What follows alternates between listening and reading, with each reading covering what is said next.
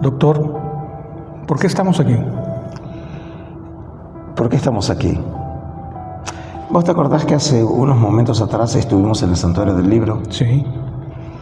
El Santuario del Libro fue inaugurado en 1965 y los dos arquitectos, Armand Bardos de New York y su asociado en su oficina en esos años, Freddy Kissler, austríaco de origen y para entonces americano, ellos habían desarrollado un concepto de ese museo para albergar los rollos del Mar Muerto en el Santuario del Libro. El concepto era el concepto de espacio sagrado. Y eso se manifestaba de una manera muy específica. Cuando hoy vos ves el Santuario del Libro, hay una cúpula blanca que termina en forma de cono. Cuando estás dentro del Santuario del Libro, bajo tierra, y ves ese cono, ves que está sellado. Obviamente está tapado. Pero originalmente eso tenía que estar abierto. ¿Así? Es decir, la idea de los arquitectos, especialmente Kissler, era el concepto de oculum. Una idea, por ejemplo, en el edificio tal vez más representativo en Occidente de lo que es el espacio sagrado, que es el Panteón de Roma, construido en el siglo I de nuestra era, en donde realmente en el centro de la cúpula hay un agujero, es decir, un oculum, que permite desde adentro ver obviamente el cielo. Kissler acostumbraba visitar seguidamente Roma, y es comprensible por qué. Y él se sintió inspirado por ese tema, por el tema del oculum, y pretendía aplicarlo en el Santuario del Libro. Ahora, obviamente que en el Santuario del Libro era contraproducente, porque ese oculum estaba precisamente sobre la vitrina en donde iban a estar en exhibición el rollo de Isaías. Y cuando entró el primer curador del Santuario del Libro, el ya fallecido Magen Broschi, y asume su cargo en 1 de enero de 1964, Broschi lo que ve es el oculum sobre la vitrina donde iba a estar el rollo de Isaías. Y obviamente lo primero que exigió es que la sellaran, que la tapiaran, para poder exhibir el rollo.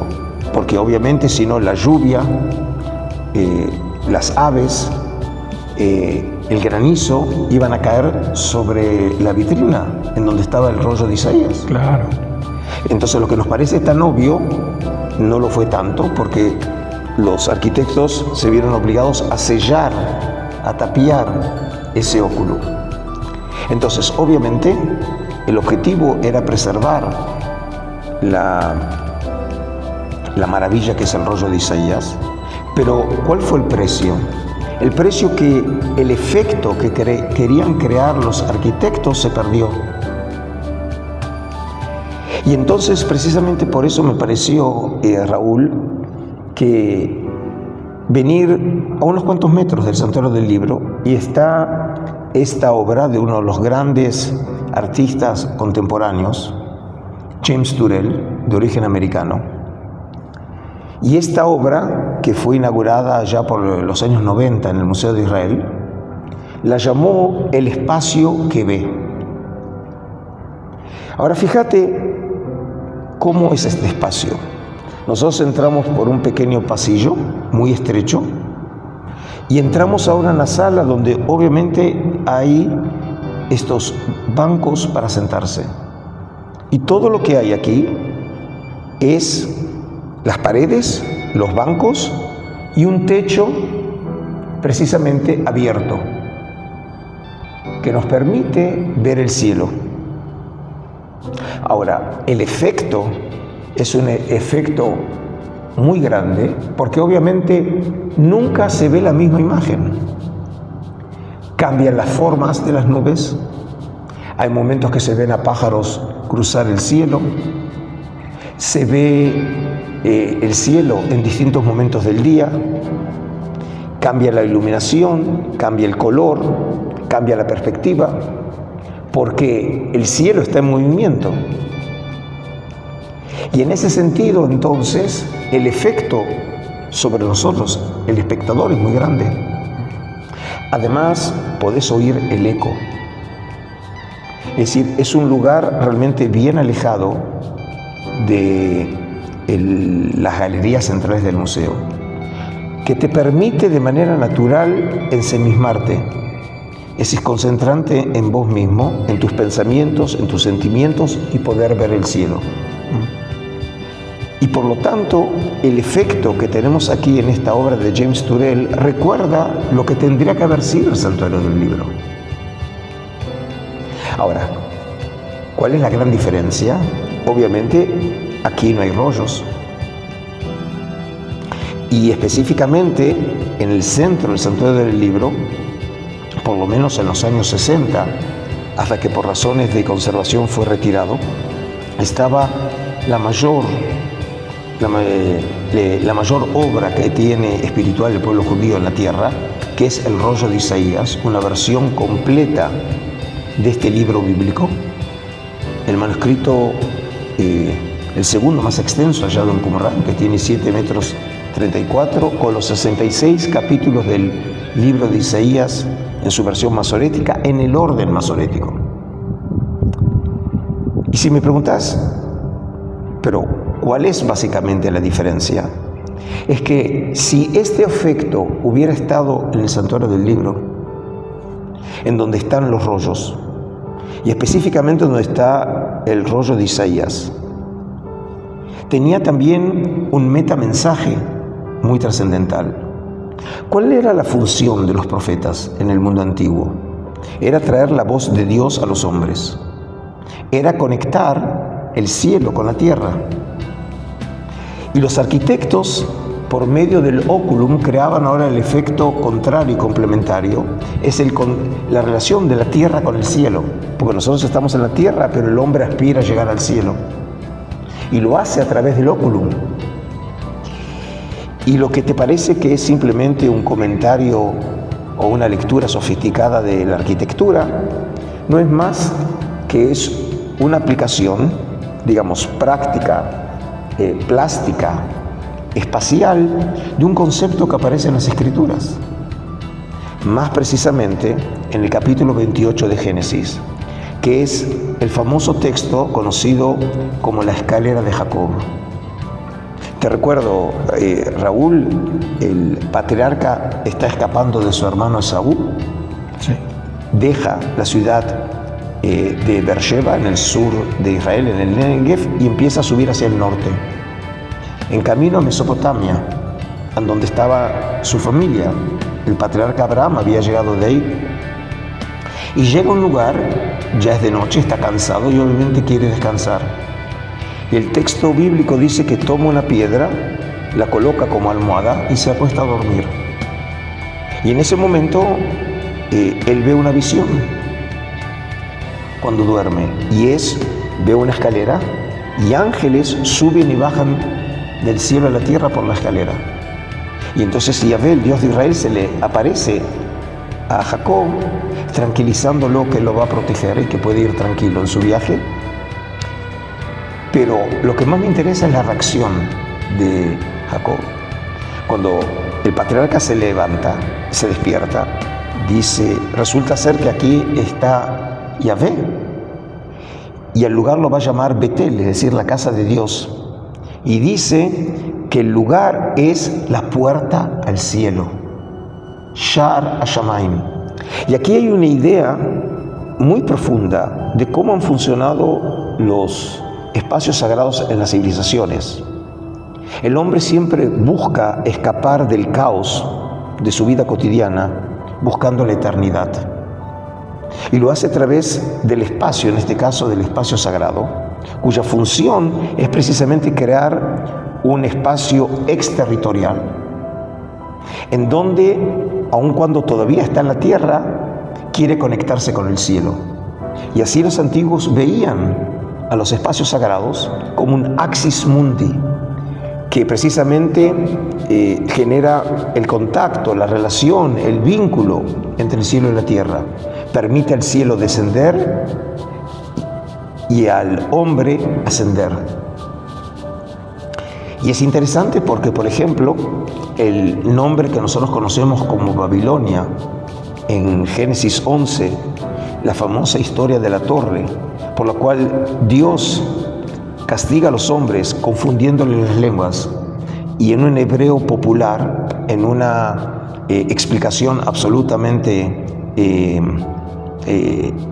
popular que no tiene nada que ver con la razón de la palabra, explica el nombre Babilonia como la confusión de las lenguas. Pero el nombre Babilonia viene del acadeo Bab-Ilu. ¿Y qué significa Bab-Ilu? La puerta de los dioses. Es decir, que los babilonios también veían a Babilonia como un espacio que permitía el contacto del cielo con la tierra. Ellos creían que estaba en Babilonia, los israelitas creían que estaba en Betel y otros creían que estaba en el Jerusalén, ¿sí? En el templo de Jerusalén. Y en última instancia vemos aquí cómo el lenguaje trata de verse reflejado también en la arquitectura. Y en última instancia, la razón por la cual te traje aquí es que para que tengas alguna idea de lo que tendría que haber sido el santuario del libro, cuya función, según los arquitectos, era precisamente ser una puerta al cielo y conectar a los hombres con el cielo. Ok. Ahora, doctor, ¿hay alguna cultura de esa área llamada el creciente fértil en que la deidad provenga de otro lugar que no sea el cielo? Por lo pronto nosotros conocemos en la arqueología de la tierra de Israel figurillas que nos muestran a la diosa Astarte con sus pechos muy marcados, precisamente aludiendo a la idea de la diosa y en última instancia el concepto de fertilidad. Y está asociada con la idea en el pasado de la tierra, cuando el hombre descubre la agricultura y obviamente la madre tierra, ¿sí?, es la que le da la vida a los hombres y a las civilizaciones, le provee de comida, ¿sí? Y existe también esa idea. Y no solamente eso, sino que nosotros conocemos en la arqueología un yacimiento arqueológico muy importante en la península del Sinaí, Juntilat Ajrut. Y en Juntilat Ajrut, que funcionó algo así como entre el siglo IX y el siglo VII, era un templo israelita en el sur de la península de Sinaí. Wow. Y ahí aparece una fórmula muy sugestiva. Cuando se lo nombra al Dios de Israel, Yahvé, dice Yahvé ve Asherato, Yahvé y su Asherá. Y por supuesto, se ha discutido mucho sobre ese significado, pero algunos creen que puede ser una alusión a la diosa Asherá. Y la diosa Asherá estaba asociada al árbol, es decir, otra vez a la tierra, y es el principio femenino. Y muy probablemente en ese estadio muy antiguo de la fe israelita, Dios tenía un contraparte femenino. Dios no estaba solo, tenía su aspecto femenino que era Asherá, cosa que es muy común en todos los pueblos del Oriente Antiguo que tienen su pareja, ¿sí? Y es interesante porque en la Biblia hebrea ese aspecto desapareció. Dios, obviamente, el principio rector de su personalidad y su carácter es masculino. El aspecto femenino desapareció en lo que tiene que ver a nivel divino. ¿Y quién ocupa ese lugar? Israel. Israel es la esposa o la novia de Yahvé, ¿sí? Y es el contraparte femenino, en este caso, de Yahvé. Y solamente muchos siglos después, en la literatura rabínica y más bien la mística, otra vez vemos el resurgir del principio femenino de Yahvé en el concepto de Shejinah, que es precisamente, tiene una función que equilibra el aspecto masculino de Yahvé. Y como ya en su momento los estudiosos como Gershon Scholem, el gran estudioso de la Kabbalah, la mística judía, estableció todos estos conceptos sobre el aspecto femenino que complementaba el aspecto masculino de la divinidad, persistió en Israel por milenios, en una época expresa, después de manera subterránea, para volver a surgir en la mística judía. Ok. Ahora, lo que me está diciendo, doctor, por alguna razón me hace eco a la temática de Génesis 6, cuando los hijos de los Elohim bajaban a la tierra y tomaban a las mujeres que más les gustaban. Usted me está tratando de decir entonces que la deidad masculina procede del cielo y de alguna manera se casa o elige entre las mujeres que son de la tierra. Bueno, este es un texto, digamos, obviamente muy enigmático, porque de Génesis 6 tampoco queda muy claro quiénes son los Bnei Elohim en ese texto. Claro, pero por ejemplo, la literatura intertestamentaria lo amplía. Bueno, sí. Acá lo que tenemos es, por un lado tenemos el texto bíblico, que lo deja, digamos, bastante oscuro, ¿sí? En donde no nos queda claro cuál es el pecado, hasta tal punto que Dios castiga a los hombres, no a los Bnei Elohim. Es decir, el texto no ve que los Bnei Elohim hayan hecho un pecado. Dios castiga a los hombres. Ese texto. El de Génesis 6. Pero el otro no.